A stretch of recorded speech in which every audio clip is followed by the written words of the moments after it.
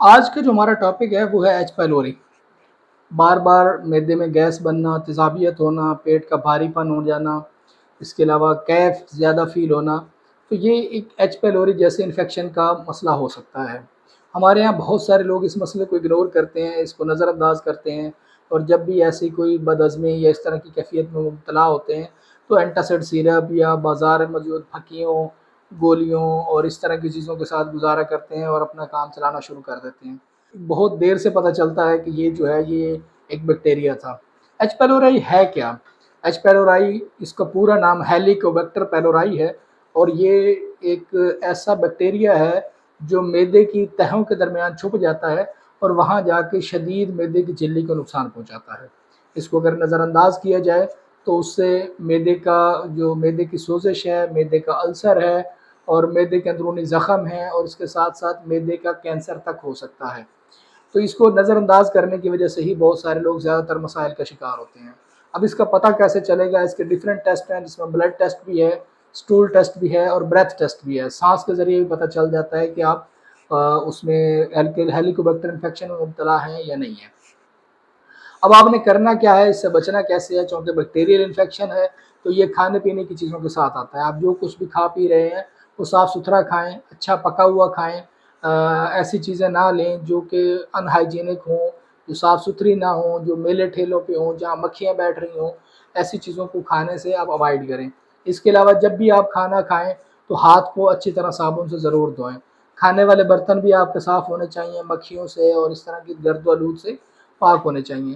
اس کے علاوہ جتنے بھی آپ کھانے کھاتے ہیں ان کھانوں کو جو صحت و ستھرائی ہے وہ اس کا خاص خیال رکھا جائے۔ زیادہ تر سبزیاں استعمال کریں، اور اچھی پکی ہوئی سبزیاں استعمال کریں، دالیں استعمال کریں، اور گوشت اس میں منیمم استعمال کریں۔ تو یہ ساری صورتحال جو ہے یہ آپ کو ایچ پیلورائی سے دور رکھے گی۔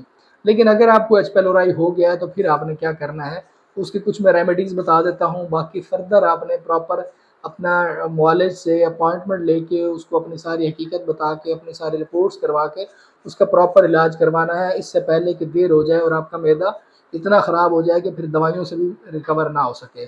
بہت سارے دوست ایسے ہیں وہ اس وقت رابطہ کرتے ہیں جب ان کی جو معدہ ہے وہ بہت زیادہ خراب ہو چکا ہوتا ہے اور کینسر تک چلا جاتا ہے۔ اس میں آپ نے کرنا کیا ہے کہ سب سے پہلے تو آپ نے اپنی ڈائٹ کے اندر ویجیٹیبلز کا استعمال اور سلاد کا استعمال زیادہ کرنا ہے، اور ایک آپ کو میں چٹنی بتا رہا ہوں وہ اپنے کھانوں میں ضرور ایڈ کریں۔ اس میں لہسن ہے، ادرک ہے، پودینہ ہے، اور دھنیا ہے۔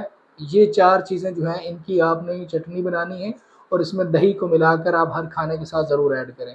اس کے علاوہ آپ دار چینی، کلونجی اور شہد، دار چینی اور کلونجی کا ایکول لیول کا صفوف بنا کے، ہم وزن لیول کا صفوف بنا کے، اور اس میں 2 چمچ شہد ملا کے یہ صبح شام استعمال کر سکتے ہیں۔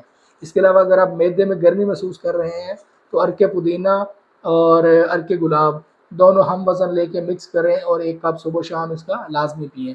اس کے باوجود اگر آپ کو معدے کی تکلیف بار بار ہو رہی ہے اور آپ کے ٹیسٹوں میں چیزیں پازیٹیو آ رہی ہیں تو جلد از جلد اپنی اپوائنٹمنٹ بک کریں۔